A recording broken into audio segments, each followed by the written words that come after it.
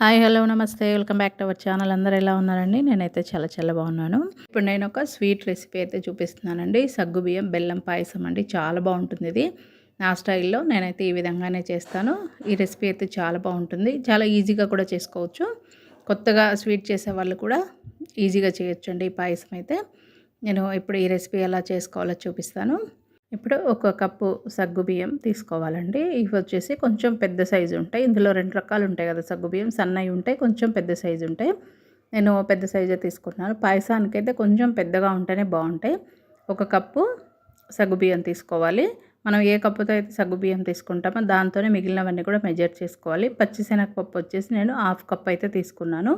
ఇవన్నీ కూడా బాగా కలిపేసుకొని నీట్గా శుభ్రంగా కడుక్కొని ఒక గంట సేపు నానబెట్టుకుంటే సరిపోతుందండి. ఎక్కువసేపు అయితే అవసరం లేదు. ఒక 1 అవర్ కనుక మనం బాగా నానబెట్టుకున్నామంటే పాయసం అనేది మనకు త్వరగా రెడీ చేసుకోవచ్చు. పాయసం రెడీ చేసుకునే ఒక బౌల్ తీసుకొని స్టవ్ మీద పెట్టుకొని కొద్దిగా ఆయిల్ కానీ కొంచెం నెయ్యి కానీ వేసుకొని బాగా ఫ్రై చేసుకోవాలి. మనకు నచ్చిన డ్రై ఫ్రూట్స్ అన్నీ కూడా వేసుకొని బాగా ఫ్రై చేసుకోండి.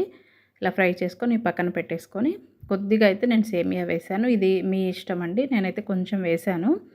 సేమియా వేస్తే కూడా బాగుంటుంది. కొంచెం సేమియా కూడా బాగా ఫ్రై చేసుకోండి. ఇవి కూడా పక్కన పెట్టేసుకొని మనం సగ్గుబియ్యం ఏ బౌల్తో తీసుకున్నామో అదే బౌల్ తోటి ఒక 5 గ్లాసులు అయితే వాటర్ తీసుకున్నాను. నేను పాలు తక్కువగా వేశాను కాబట్టి వాటర్ అయితే ఎక్కువగా తీసుకున్నాను. ఒక 5 గ్లాసులు వాటర్ వేసుకుంటే సరిపోతుంది. కొద్దిగా చిటికెడంతా సాల్ట్ వేసుకోండి. కొద్దిగా మనం సాల్ట్ వేయడం వల్ల టేస్ట్ కూడా చాలా బాగుంటుంది. సగ్గుబియ్యము శనగపప్పు 2 బాగా నానిపోయాయండి. నేనైతే 2 కలిపి నానబెట్టుకున్నాను. మీకు కావాలంటే విడివిడిగా అయినా నానబెట్టుకోవచ్చు. ఇవి 2 కూడా నానిపోయాయి. ఇప్పుడు మనం ఈ మరుగుతున్న నీళ్ళల్లో సగ్గుబియ్యాన్ని శనగపప్పును కూడా వేసుకోవాలి. ఇవన్నీ వేసి బాగా ఒకసారి కలిపేసుకోవాలండి. అడుగంటకుండా బాగా కలుపుకోవాలి. ఒక 2 నిమిషాలు శనగపప్పు సగ్గుబియ్యాన్ని బాగా ఉడకనివ్వాలి. ఇలా ఉడికిన తర్వాత మనం ముందుగా ఫ్రై చేసి పెట్టుకున్నాం కదా సేమియా కూడా వేసుకోవాలి. సగ్గుబియ్యం పెద్ద సైజు తీసుకున్నాం కాబట్టి చూడ్డానికి కూడా బాగుంటుంది పాయసం. ఇప్పుడు ఈ సేమియా కూడా వేసుకొని ఇందులో బాగా కలిపేసుకోవాలి. ఈ విధంగా బాగా రెడీ అవ్వాలండి. అవి కొంచెం ట్రాన్స్పరెంట్గా రెడీ అయిన తర్వాత మనం ఇప్పుడు ఇందులోకి బెల్లం అయితే వేసుకోవాలి. నేను ఒక కప్పు బెల్లం అయితే తీసుకున్నాను. సగ్గుబియ్యం ఏ బౌల్తో తీసుకున్నానో అదే బౌల్తో బెల్లం కూడా తీసుకున్నాను. మీకు ఇంకా కొంచెం ఎక్కువ స్వీట్ తినాలనుకుంటే ఒక బౌల్ తీసుకొని మరి ఒక హాఫ్ బౌల్ కూడా వేసుకోవచ్చు అండి. అంటే కప్పున్నర బెల్లం అయితే వేసుకోవచ్చు. మీరు తినే స్వీట్ని బట్టి అయితే వేసుకోవచ్చు అండి. నేను కప్పుకి ఫుల్గా వేసాను. నాకు స్వీట్ అయితే కరెక్ట్గా సరిపోయింది. ఇప్పుడు ఈ బెల్లంలో కూడా మనం సగ్గుబియ్యంని శనగపప్పుని బాగా ఉడకపెట్టుకోవాలి. మరొక 2 నిమిషాలు అయితే బాగా ఉడకనివ్వాలి.